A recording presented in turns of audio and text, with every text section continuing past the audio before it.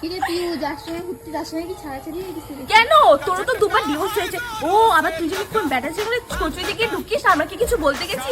আরে কোথায় যাচ্ছিস? আরে গল্প করি আর। তুমি কখন আসছো?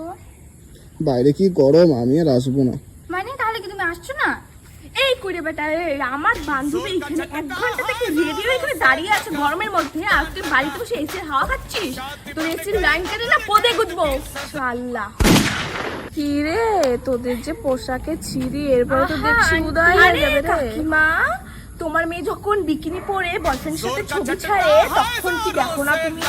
হ্যাঁ, আর নিজের যে পেটকিটা দেখেছো, কাতলা মাছের পেটকি, আমরা কি তখন কিছু বলেছি? দিদি খুচরো নেই। আজকে একটা দিনই তো, দিদিন না খুচরো। খুচরো নাই তো মাল হবে না।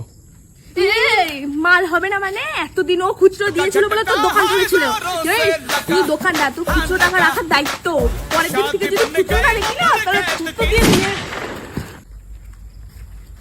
সরি হ্যাঁ।